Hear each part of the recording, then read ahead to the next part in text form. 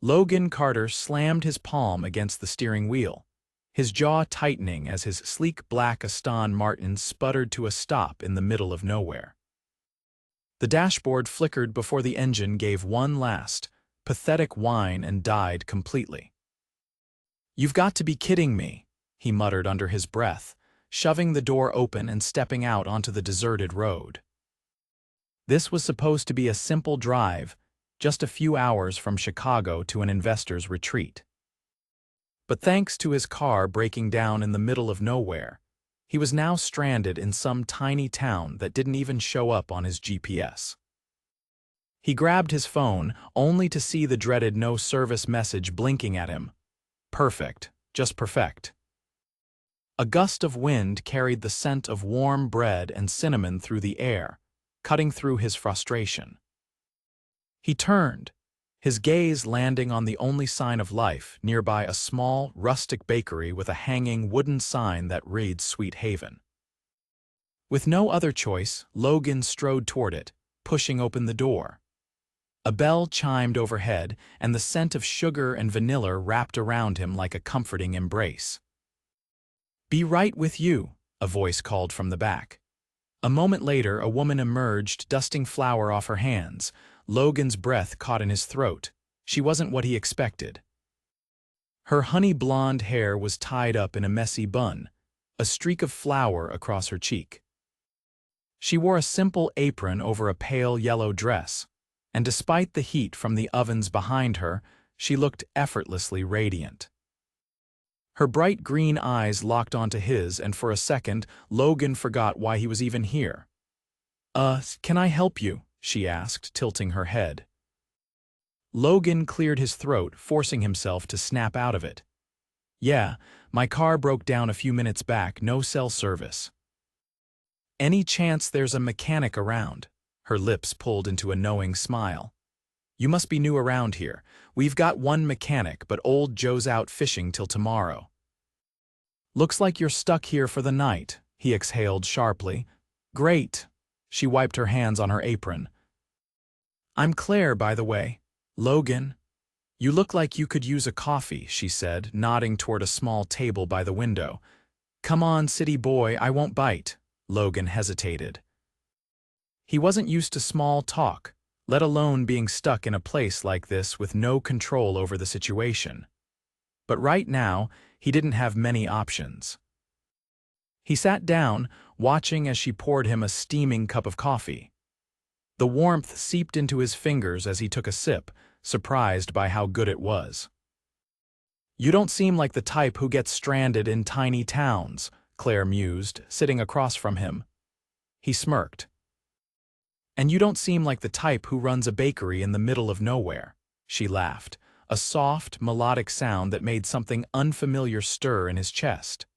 "Born and raised here. My grandmother started this bakery and I took over after she passed. It's home." Logan glanced around. The place was cozy, filled with mismatched chairs and shelves lined with homemade jams and pastries. It wasn't anything like the high-end restaurants and offices he was used to, but there was something comforting about it. "Must be nice," he found himself saying. Claire arched a brow. "You say that like you don't have a home." He hesitated. Did he? His penthouse in Chicago was luxurious, sure, but it never really felt like home. It was just a place to sleep between long hours at the office. Before he could reply, the door opened, and an elderly woman walked in, giving Claire a warm smile. "Oh, sweetie, I forgot to pick up my cinnamon rolls this morning." Claire jumped up. "Of course, Mrs. Thompson. Let me grab them for you." Logan watched as Claire handed over a neatly wrapped box, refusing any payment. "It's on the house," she said with a wink. The older woman beamed. "You're too kind, dear." As Mrs. Thompson left, Logan crossed his arms. "You just give away your pastries for free," Claire shrugged. "Mrs. Thompson's been coming here for years." "She's like family." Logan shook his head. In his world, money was everything, nothing was ever free, and yet Claire gave without hesitation, without expecting anything in return. It was foreign. And oddly refreshing. "You're really not from around here, huh?" Claire teased, noticing his expression. "No," he admitted, "I'm not." She grinned. "Well, Logan, looks like you're getting a crash course in small-town life," he smirked. "Lucky me." For the first time since his car broke down, he wasn't entirely sure he wanted to leave. The evening air was crisp as Logan stepped outside the bakery, stretching his arms as he took in the quiet surroundings. The golden glow of the setting sun painted the sky in soft hues of pink and orange, casting long shadows over the sleepy town. It was a stark contrast to the towering cityscape he was used to, the ever-present hum of traffic replaced by the distant chirp of crickets. Claire locked the bakery's door, tucking the key into her apron pocket. "So, what's the plan, city guy?" "You sleeping in your car tonight?" Logan glanced toward his Aston Martin, still parked uselessly down the road. The thought of spending the night crammed in the driver's seat was less than appealing. "Not my first choice," he admitted. Claire tapped her chin, considering. "Well, there's the inn near the town square, but old Mr. Howard doesn't always keep the desk manned at this hour. If you're out of luck there, I've got a spare room at my place." Her casual offer caught him off guard. He wasn't used to people, especially strangers, offering kindness without an ulterior motive.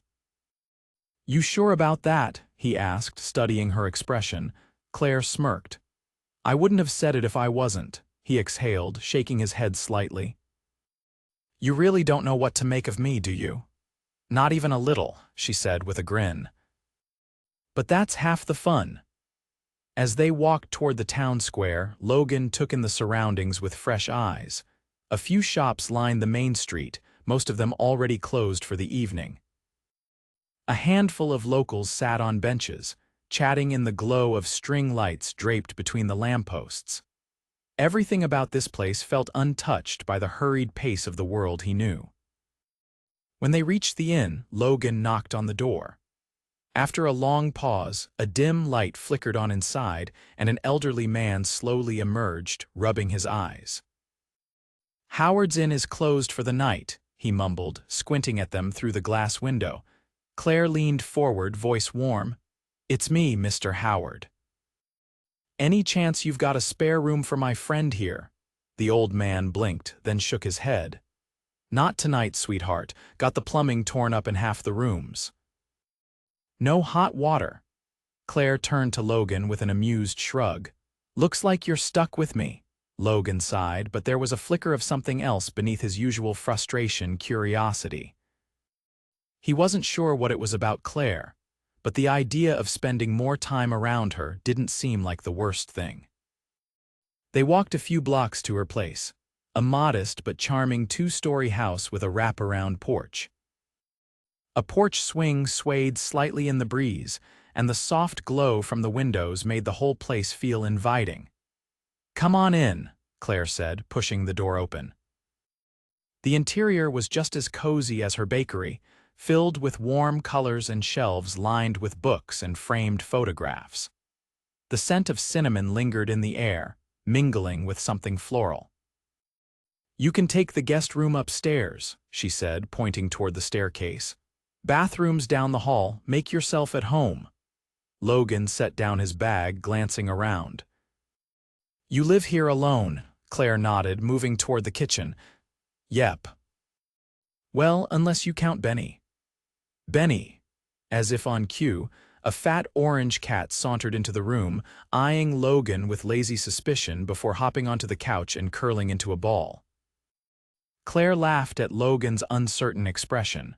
"Don't worry, he only bites if you insult his intelligence." Logan smirked. "Noted." Claire disappeared into the kitchen, and a moment later the sound of clinking mugs filled the air. Logan leaned against the doorway, watching as she poured 2 cups of tea. "You don't strike me as the tea-drinking type," he remarked. She handed him a mug, steam curling into the air. "And you don't strike me as someone who's ever stayed in a town like this before." "Fair point." They stood in comfortable silence for a moment, sipping their tea. Claire finally broke it. "So what exactly do you do in the city, Logan?" he exhaled, rolling his shoulders. "Business, investments, mergers, the usual." She raised an eyebrow. "Sounds thrilling," he chuckled. "Depends on who you ask." "Sounds like a lot of pressure." Logan hesitated. Few people ever asked about the weight of his responsibilities. They only cared about the success, the money, the power. But Claire wasn't looking at him like he was some big-shot CEO. She was just looking at him. "It can be," he admitted, "but I built my company from the ground up. I don't really have the option to slow down." Claire studied him for a moment before setting her tea down. "Maybe you should," he frowned. "Slow down," she nodded. "You've been in town for less than a day, and you already look like you're waiting for the next meeting, the next deal, the next move. Maybe getting stranded here wasn't just bad luck. Maybe it's the universe telling you to take a breath." Logan scoffed. "You think the universe has a plan for me?" Claire grinned. "Stranger things have happened." He looked at her, really looked at her. She was unlike anyone he'd ever met, completely at ease in her own world, unaffected by the rush of everything outside it. And for the first time in a long time, Logan wasn't thinking about his next deal. He was just here, with her. Morning sunlight filtered through the lace curtains of Claire's guest room, casting golden streaks across Logan's face. He blinked awake, momentarily disoriented by the unfamiliar surroundings. The bed was softer than he was used to, the scent of lavender lingering faintly in the sheets. For a moment, he just lay there, listening. No honking cars, no ringing phones, no urgent emails demanding his attention. Just birds chirping outside and the distant sound of something sizzling in the kitchen. He exhaled, pushing himself up. In the hallway, the rich aroma of caramelized sugar and fresh bread grew stronger. He followed it to the kitchen, where Claire stood by the stove, flipping thick slices of French toast onto a plate. She glanced over her shoulder, her expression amused. "Morning, city boy. Sleep okay?" Logan ran a hand through his hair. "Better than I expected." Claire slid a plate toward him, golden toast dusted with powdered sugar, a side of sliced peaches arranged neatly beside it.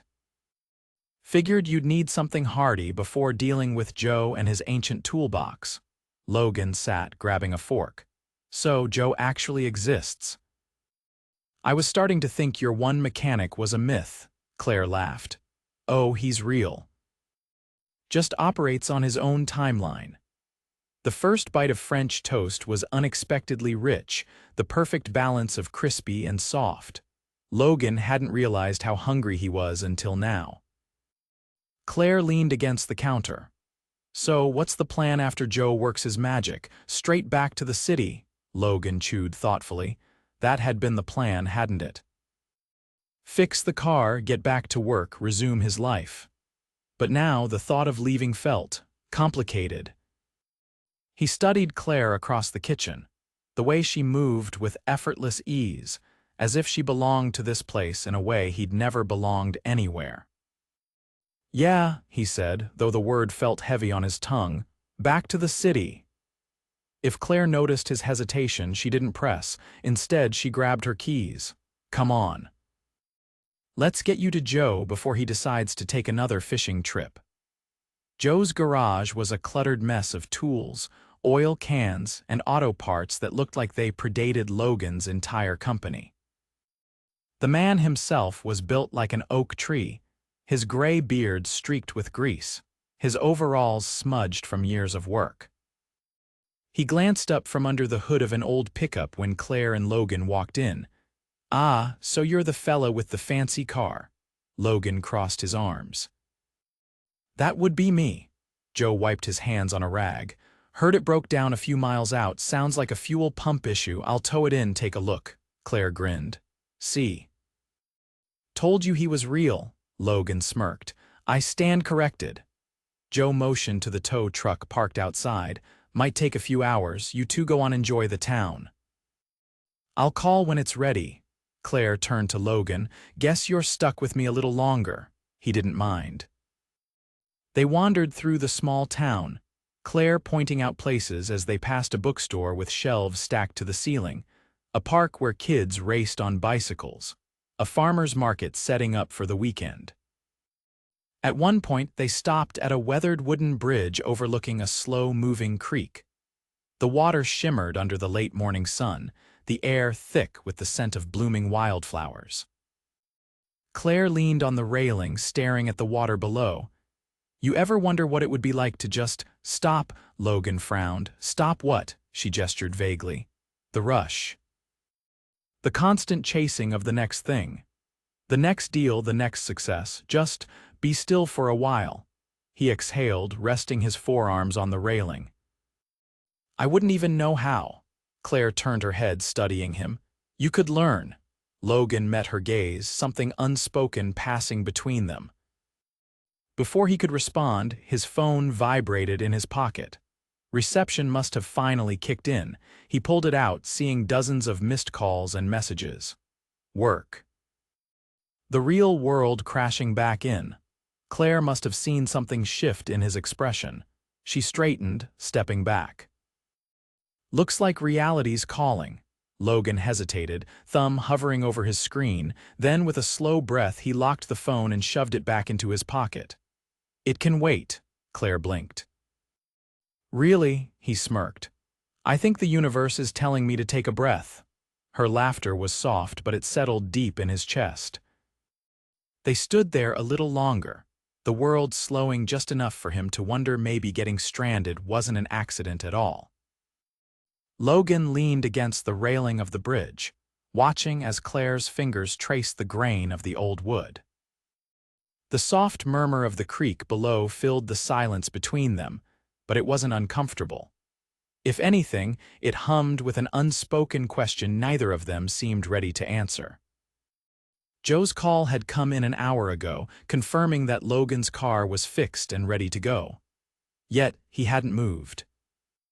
He hadn't rushed off like he would have any other time, back to his towering office, to meetings that never ended, to a life that suddenly felt strangely hollow. Claire turned slightly, her green eyes catching the afternoon light. "So this is it, huh?" The weight of the moment pressed against Logan's chest. It should have been simple: thank her, get in his car, drive back to Chicago. Instead, everything in him resisted the inevitability of leaving.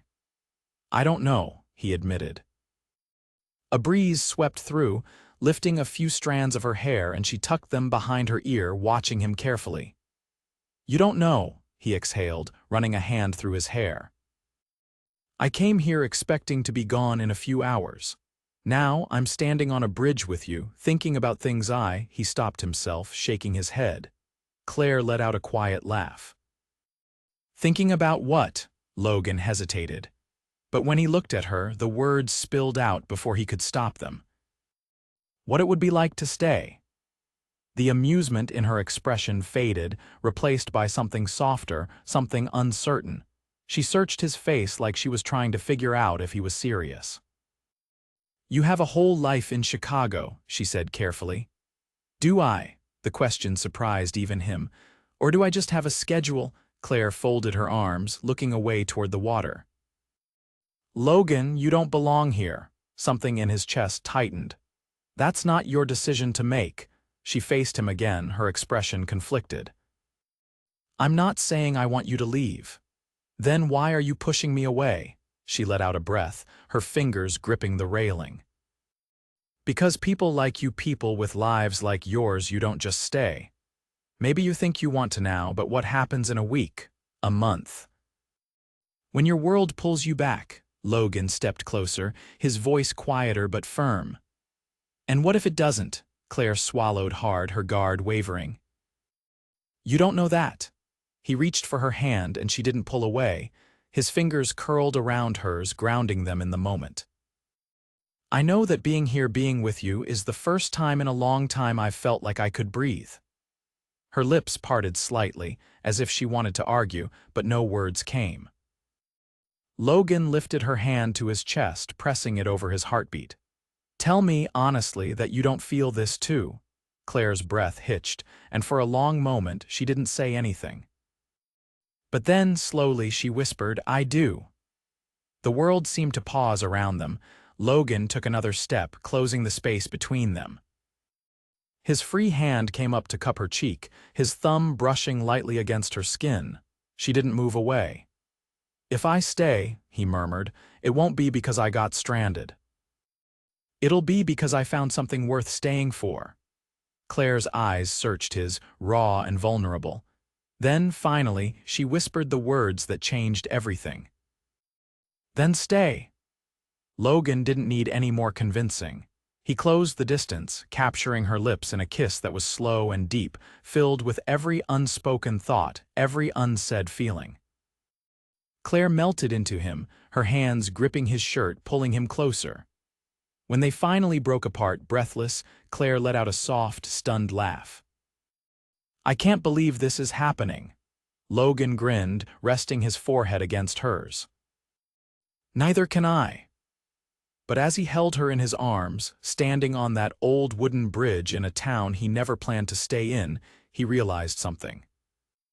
Sometimes, the best things in life weren't planned at all. Logan had never experienced a silence quite like this before, not the stiff, corporate kind filled with ticking clocks and unspoken negotiations, nor the restless quiet of his penthouse, buzzing with the weight of unfinished work. This was different. This was the kind of silence that settled, warm and steady, like the feeling of standing in sunlight after a long, cold winter. Claire was still in his arms, her breath a soft rhythm against his chest. Neither of them spoke for a long time, as if breaking the moment would make it disappear. But Logan knew one thing for certain: he wasn't disappearing. She finally pulled back just enough to look up at him, her fingers still curled in the fabric of his shirt. "You really mean it?" she asked, her voice quieter now, like she was afraid to believe it. Logan didn't hesitate. "Yeah." "I do." A slow exhale left her lips, and for the first time since they met, he saw something flicker in her eyes that hadn't been there before: hope. Claire took a step back, her arms falling to her sides as she laughed, shaking her head. "You know you're insane, right?" Logan smirked.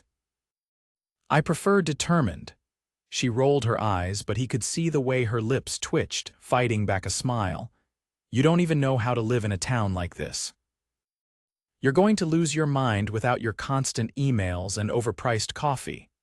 Logan crossed his arms, tilting his head. "You make a mean cup of coffee." "I think I'll survive." Claire bit her lip, studying him. "And your company," he exhaled, running a hand through his hair. "I have people who can handle things without me for a while. And if they can't, then maybe I've been doing something wrong." Her brows lifted slightly, as if she hadn't expected that answer. "You'd really just step back," Logan shrugged. "I built my company from the ground up. But what's the point of building something if I don't have a life outside of it?" Claire's expression softened, and for a moment, she just watched him, as if she was seeing him differently now. Then she shook her head with a smirk. "All right, city boy, let's see if you can actually make it here." The challenge in her voice sent something electric through him. "I'm up for it," she grinned. "Good, because small-town life isn't as easy as it looks." And just like that, Logan realized this wasn't just about staying. This was about proving that he belonged here. The adjustment wasn't immediate. The first morning, Logan woke up to the sound of Claire's alarm blaring at 5:30, a time he usually reserved for the gym in his high-rise building, not for rolling out of bed and heading straight into a kitchen that smelled like vanilla and fresh dough. Claire had already started prepping for the bakery's morning rush by the time he stumbled downstairs. She barely glanced up from where she was kneading dough at the counter. "You look like you regret every decision that led you here," Logan grunted, rubbing his face. "I don't function before 7, Claire smirked, sliding a steaming cup of coffee toward him. "You're going to have to learn." And learn he did. By the end of the first week, Logan had burned himself on a tray of croissants, nearly set off the smoke alarm trying to make caramel, and discovered that flour had an uncanny ability to get everywhere. But he also learned how to roll out dough with just the right amount of pressure, how to tell when bread was perfectly golden, and most importantly, how to watch Claire work. Because when Claire was baking, she was in her element. Her hands moved with practiced ease, her focus unwavering as she blended ingredients together like it was second nature. She didn't just run a bakery. She poured herself into every loaf, every pastry, every cup of coffee handed across the counter with a warm smile. And Logan. He was starting to understand why people stayed in places like this. The town didn't make it easy on him, though. Word spread fast that the big city millionaire had decided to stick around, and suddenly, Logan found himself the subject of amused, skeptical, and downright curious glances from almost everyone. At the farmer's market, an older woman selling honey squinted at him before handing him a jar. "You ever even been to a farmer's market before?" Logan smirked. "Is it that obvious?" She laughed. "Stick with Claire. She'll keep you from making a fool of yourself." At the diner, the owner, a burly man named Hank, crossed his arms and gave Logan a once-over before grunting. "You planning on sticking around for real, or is this a vacation?" Logan met his gaze evenly. "I'm serious about staying," Hank grunted again. "We'll see." Even Joe, the mechanic, gave him a skeptical look when Logan stopped by to check on his car. "You're really not headed back to the city?" Logan leaned against the counter. "Nope," Joe chuckled. "Well, guess that means I won't be making any money off your fancy car breaking down again." The town wasn't convinced yet, but Logan wasn't going anywhere. It wasn't until 2 weeks in that Logan realized something had shifted. He was wiping down the bakery's counters after closing when Claire leaned against the doorway, arms crossed, watching him with an unreadable expression. He glanced up. "What?" She hesitated, then pushed away from the door, stepping closer. "You really don't miss it?" Logan set the rag down. "The city," she nodded. He thought about it. The adrenaline of closing a deal, the rush of pushing himself past exhaustion, the prestige of being at the top. Then he looked at Claire, standing in this bakery he had grown to love in a town that was slowly starting to feel like home, and the answer was simple. "No," he said, his voice sure. "I don't." Claire's breath caught slightly, and for the first time Logan saw the last bit of doubt in her eyes disappear. She reached for his hand, fingers lacing through his. "Then I guess you're really one of us now." Logan smiled, squeezing her hand. "Guess so." And just like that, he knew he hadn't just gotten stranded in this town. He'd found where he was always meant to be. The air carried the scent of freshly tilled earth as Logan stood at the edge of Claire's garden, watching her tug a stubborn weed from the soil. She wiped her forehead with the back of her hand, leaving a smudge of dirt across her skin. He couldn't help but smirk. She was completely in her element, unbothered by the mess, while he still had to resist the urge to check if his shoes had sunk too deep into the damp ground. Claire glanced up, catching his expression. "You're laughing at me." Logan shook his head, crouching beside her. "Not at you. Just at how different this is from what I imagined my life would be." She arched an eyebrow, brushing loose strands of hair from her face. "And what did you imagine?" He let out a breath, running his fingers through the soil. "Endless meetings, a packed schedule, more money, more power, more deals. I thought that was the only way to be successful." He turned his head, meeting her gaze.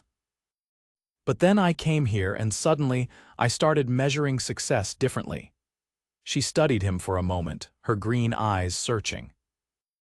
"And what does success look like now?"